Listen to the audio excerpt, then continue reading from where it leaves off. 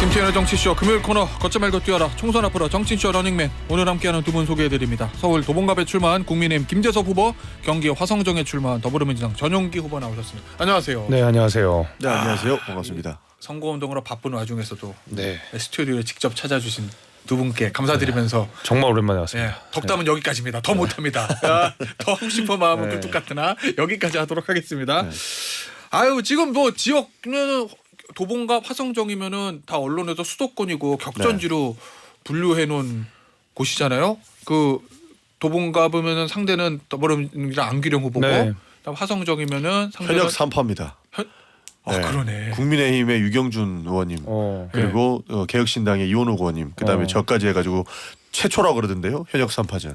왜냐면 당내 경선에서 그런 적은 있었어요. 그러네. 그죠? 근데 진짜 현역 3명이 한 지역에서 이렇게 지역구 선거를 치르는 거 처음인데요. 맞습니다.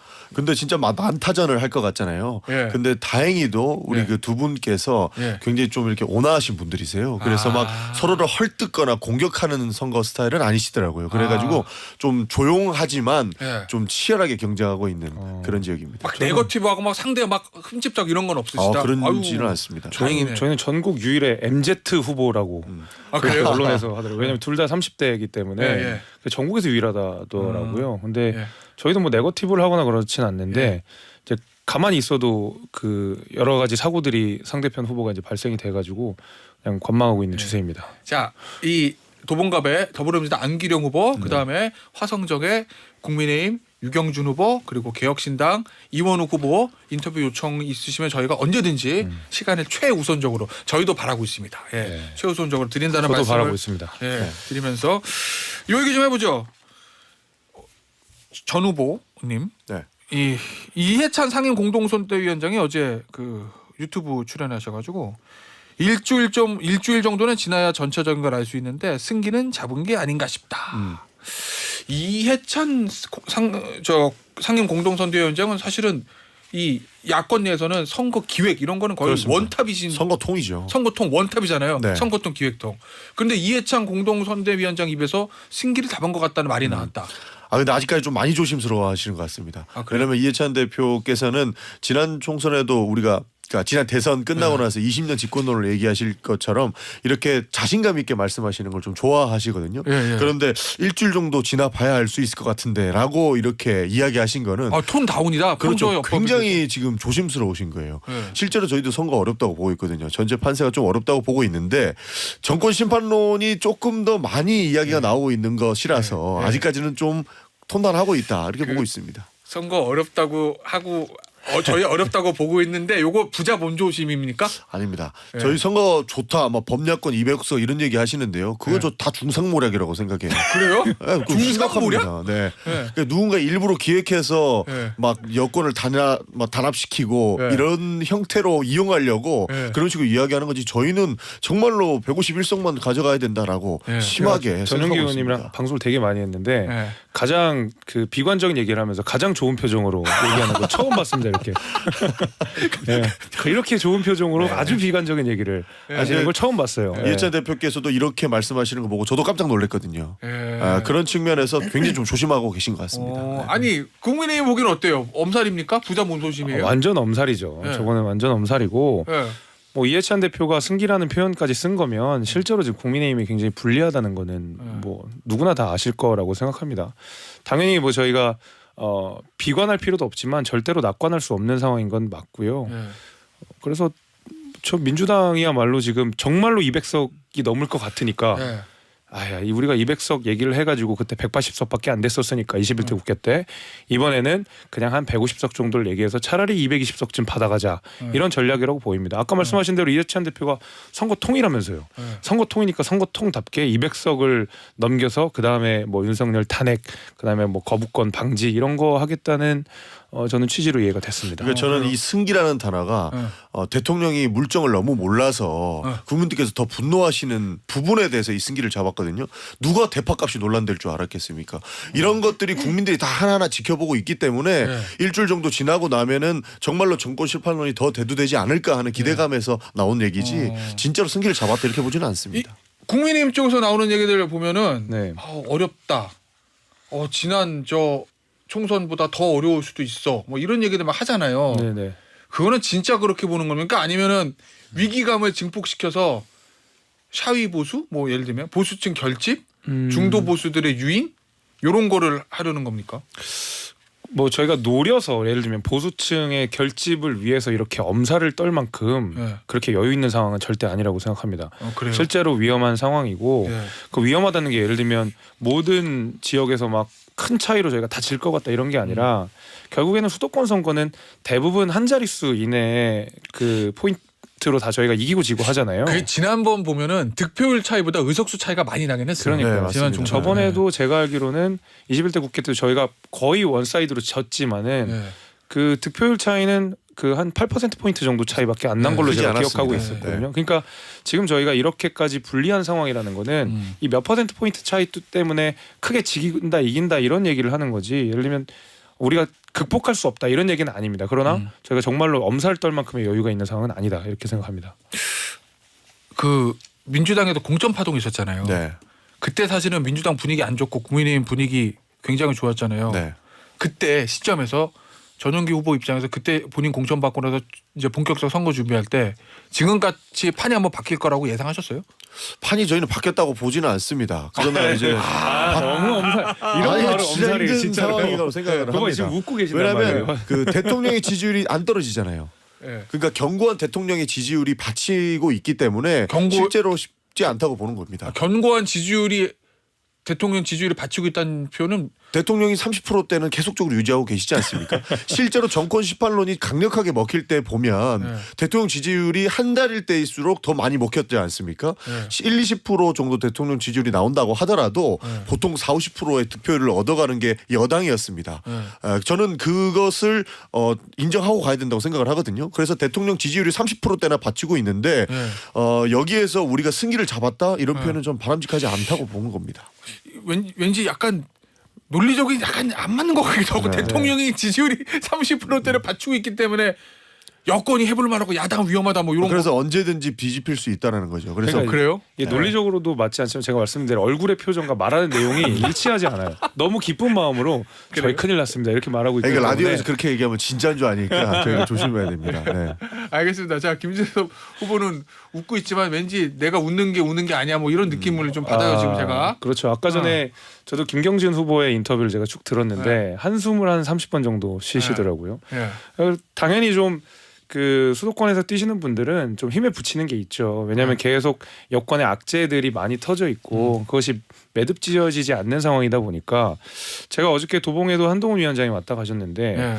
그 한동훈 위원장이 정말 그 이 하방 압력을 지지율 하방 압력을 온몸으로 막고 있는 느낌이긴 해요. 그러니까 저희가 최저점을 찍었다는 느낌은 있습니다. 한동훈 위원장이 최저점 찍은 국민의힘 지지율을 어떻게든 1% 2% 이렇게 올려가는 양상인 건 맞는 것 같거든요. 그 얘기는 한동훈 위원장 때문에 그래도 이만큼 버티는 거다. 그나마도 이제 네. 버티는 거죠. 네. 그나마도 버티고 있는데 지금 보면은 앞서서 김경진 후보 얘기했듯이 뭐 최상병 사건이나 아니면 뭐 의대 문제나 이런 것들은 지금 여당 차원에서 뭔가 뭐 문제를 전적으로 해결할 수 있는 게 아니라 결국 정부의 손이 필요한 거거든요. 그래서 저는 이 하방 압력을 한동훈 위원장이 굉장히 온몸으로 맡고 있는 만큼 대통령 그다음에 이 용산에서 이 부분을 조금 업을 시켜주면 그래 지금 상황보다는 좀 나아질 네. 거라는 확신이 있습니다. 앞서 대통령 지지율 얘기 나왔습니다. 그래서 말씀을 드릴게요. 한국갤럽 자체 조사고 지난 19일에서 21일까지 한 거고 전화면접 조사예요. 대통령 지지율 긍정 34% 부정 58%. 자세한 내용은 중앙선거 여론조사 심의위원회 홈페이지를 참조해 주시면 되고요. 이제 한 열흘 남은 거라고 봐야 되겠죠. 사전투표가 요새 또 많이 하시니까. 그렇죠.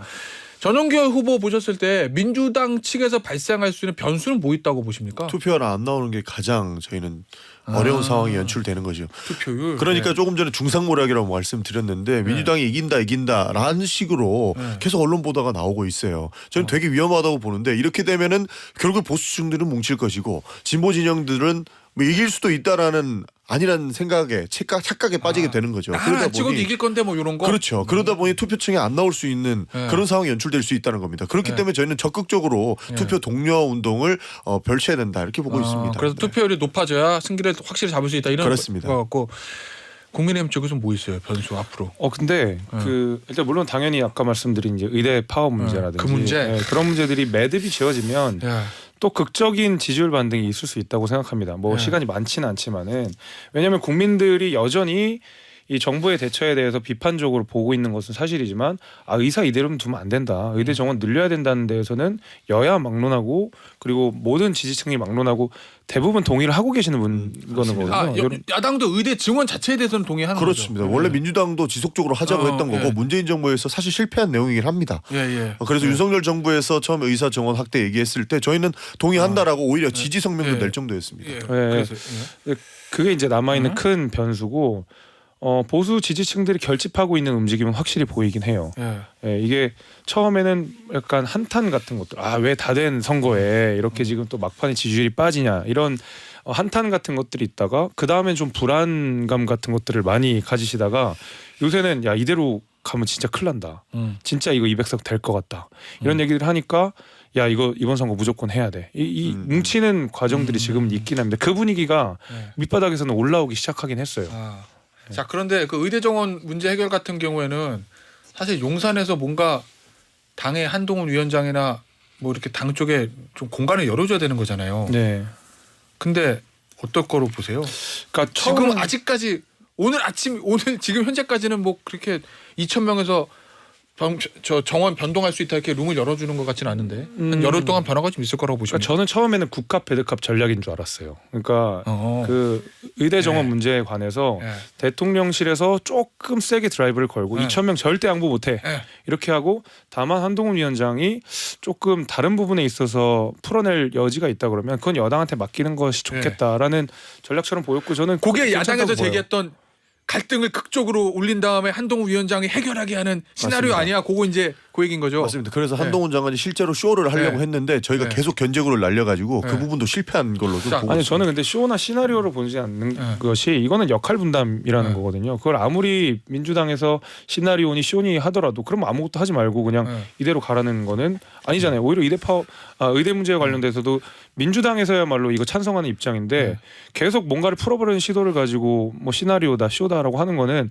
오히려 이걸 정치적으로 이용하겠다는 말처럼 들려서 저는 그런 건 아니고 정부의 역할이 있고 여당의 역할이 있고 협상이라는 것은 이 모든 것을 다 활용해야 되는 거니까 저는 이게 역할 배분을 했다고 생각하고 있는데 원래 선거 때는 뭐 그렇게 하긴 하죠. 당정 당연히 해야죠. 이거를 쇼라고 보든지 간에 어쨌든 이거는 쇼가 아니어도 해야 되는 일이라고 저는 봅니다. 근데 대통령실이 의대 정원 2,000명에 대해서 완고한 생각을 갖고 있기 때문에 오히려 한동훈 위원장이 유연성을 발휘할 공간이 좀 좁아지는 것은 전 사실인 것 같아요. 그래서 오히려 의대 문제는 정원 문제가 2,000명이라는 것이 뭐 꼭 정해져야 되는 거, 이게 반드시 이루어져야 되는 것이 아니고 점진적으로 늘리든 아니면은 조금 의원 조정을 하든 할 수 있는 부분이라고 하니까 그 부분을 좀 조율이 좀 필요할 것 같아요. 저도 이 부분은 동의합니다. 쇼든 아니든 해야 할 일은 해야 된다.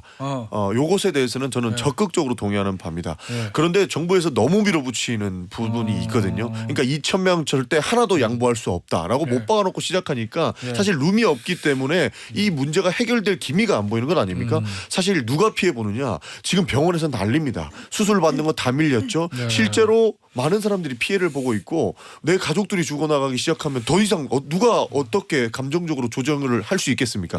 그런 상황까지는 만들지 말았어야 됐는데 정부는 뒤도 안 돌아보고 뛰어가고 있죠. 조정은 안 되죠. 이러니까 지금 문제 해결이 안 된다고 보고 있습니다. 알겠습니다. 지금 이제 양당 대표 한동훈 비대위원장하고 이재명 대표가 그냥 매일매일 열심히 그냥 아침부터 밤까지 뛰어다니는데 이제 선거가 본격적인 이제 공식 선거운동 기간에 돌아섰기 때문에 많은 지원군들이 막 들어오잖아요. 민주당부터 해볼까요? 어제 보니까 임종석 전 실장 사실 뭐 이재명 대표하고 뭐 정적이라고 봐도 무방할 정도의 라이벌 관계가 있었잖아요. 공천 문제로. 그 정도로 라이벌 구도가 형성이 됐죠. 그런데 어제 그 전현희 후보 지원 유소면서 이재명 대표하고 뭐 포옹하고 그리고 거제도에 문재인 전 대통령이 이제 갔습니다. 요 두 장면의 의미하는 바는 뭐라고 보세요? 저희도 아까 보수 지지층이 결집하고 있다라고 했지 않습니까? 그러니까 저희도 이거 지면 다 죽는다, 다 끝난다 이렇게 생각을 하고 있는 겁니다. 대통령이 지금 우리가 160석 이상의 야당, 제1야당임에도 불구하고 하고 싶은 거 다 하시지 않습니까?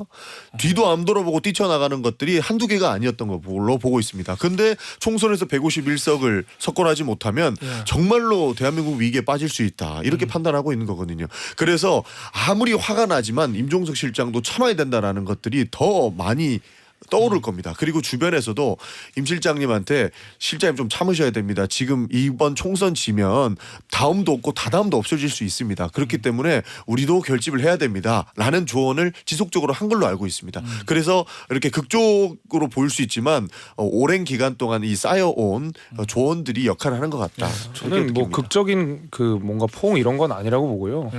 원래는 뭐 임종석 실장 정도가 이재명의 대항마로 거의 유일한 뭐 분이라고 저는 생각을 했었는데 지금은 임종석 실장은 완전히 뒤로 사라져 버렸죠. 이제 이재명 대표의 대항마가 전혀 될 수 없는 사람이 돼 버렸고 오히려 조국혁신당의 조국 대표가 이재명 대표의 가장 강력한 대항마이기 때문에 총선 이후에 네, 오히려 임종석 실장은 이제는 그냥 원오브 댐이 돼버린 거예요. 그래서 오히려 손잡기가 양쪽으로 다 편했을 거라고 봐요. 그래요? 네, 왜냐하면 앞으로 진짜 큰 적은 조국 대표거든요. 이재명 대표한테. 그래서 이제 조국 말 그대로 조국을 제외한 나머지 뭐 대선 주자라는 분들은 이재명 대표가 어떻게 끌어안고 가야 되는 사람이지 이제부터는 견제하거나 할 생각이 아닙니다. 오히려 조국을 견제하는 게 이재명 대표의 가장 큰 앞으로의 과제라고 저는 봅니다. 그 정적과의 화해 뭐 이 수준까지 될 수도 없는 거죠. 이제는 정적도 아니게 돼버린 거죠. 조국이라는 너무 큰 정적이 생겨버리면서. 근데 어쨌든 민주당은 공천 과정에서 좀 갈등이 있다고 알려진 사람들이 손을 잡았어요. 뭐 속내는 우리가 모르겠지만 국민의힘은 어떻습니까? 그러면 지금 국민의힘은 근데 한동훈 비대위원장 원탑 체제고 한동훈 비대위원장을 좀 도와줄 만한 인사들 별로 안 보이는 것 같긴 한데. 원탑 체제로 계속 끌고 가고 있다 보니까 아까 제가 말씀드린 대로 온몸으로 다 그냥 모든 것을 막고 있는 그런 느낌이거든요. 힘에 붙일 거라는 생각이 듭니다. 실제로 좀 그래 보이고요. 제가 봐도 어저께 도봉 유세 왔을 때도 그 피곤함이 역력해 보이더라고요. 그 진짜 강행군을 매일 소화를 하니까. 최근에 이제 뭐 유승민 대표의 지원론 이런 것도 나오긴 하는데 어제 그러니까 그 얘기 말씀드리려고 하는데 유경준 후보 네, 맞습니다.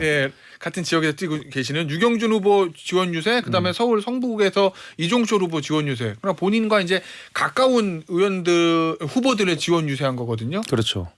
근데 전면적으로 유승민 대표가 나오기에는 너무 늦은 것 같아요.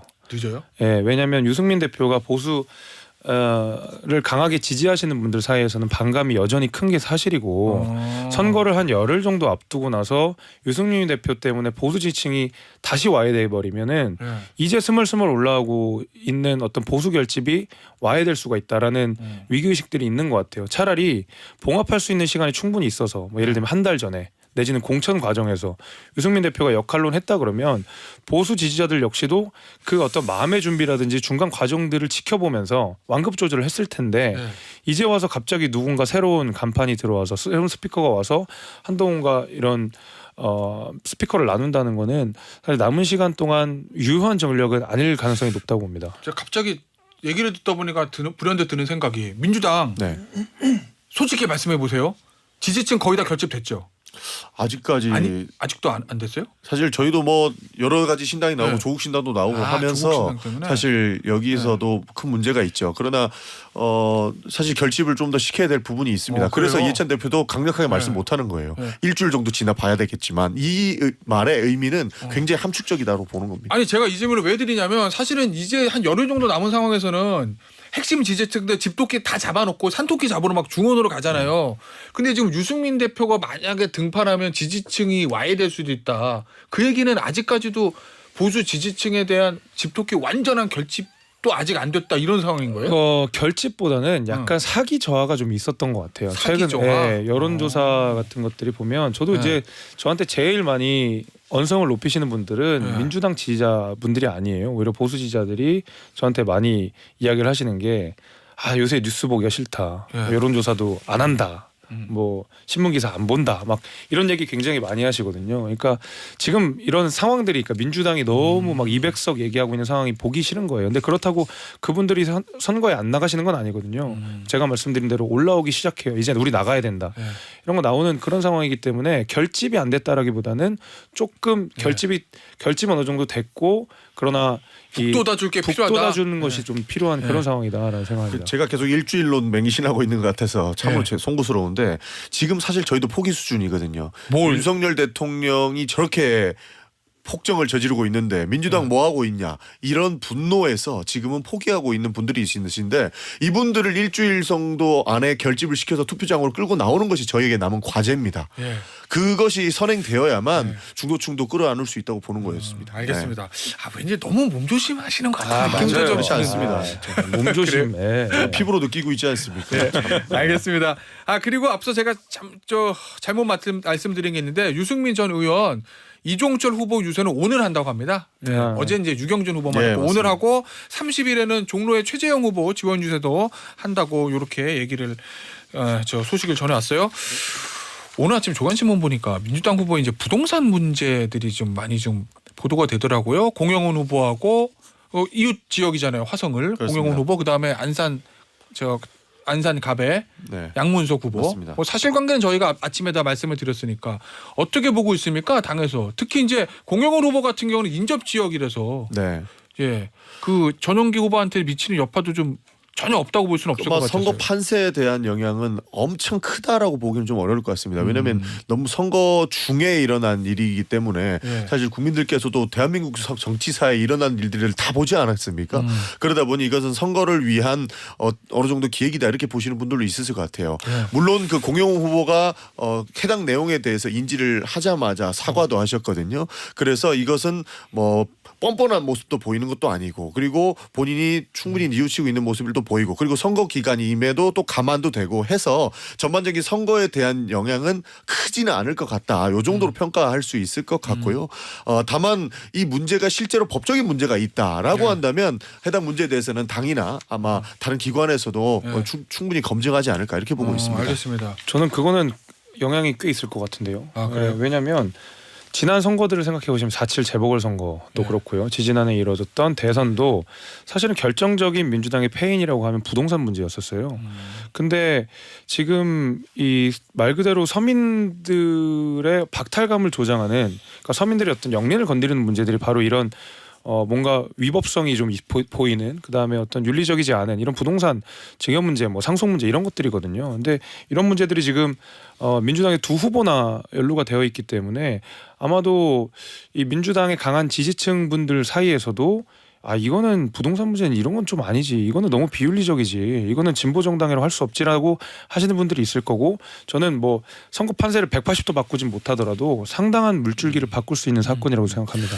물론 둘 다 똑같지라고 하는 국민들도 많으실 것 같습니다. 이게 민주당만 영린을 건드리는 문제가 있는 게 아니지 않습니까? 국민의힘에도 충분히 그런 문제가 있는 걸로 알고 있는데 요것은 둘 다 똑같지에 대한 것이 이게 바로 선거 직전에 터졌기 때문에 그에 대한 판세가 움직여서 사실 민주당이 뽑을 사람들이 뭐 국민의힘을 뽑거나 이런 상황까지 연출되기는 좀 어렵지 않나라고 평가하는 겁니다. 판세를 좌우할 정도는 아니다. 뭐 이런 얘기신 것 큰 같아요. 판세는 아니에요. 근데 이제 제가 말씀드린 대로 수도권 선거가 대부분 한 자릿수 이내에서 결정진다고 생각하면 이런 것들은 격전지에서는 의미가 꽤 클 거라고 봅니다. 알겠습니다. 오늘 정치쇼 러닝맨은 여기서 마무리할게요. 지금까지 김재석 국민의힘 서울 도봉갑 후보, 전용기 더불어민주당 경기도 화성정 후보였습니다. 감사합니다. 감사합니다.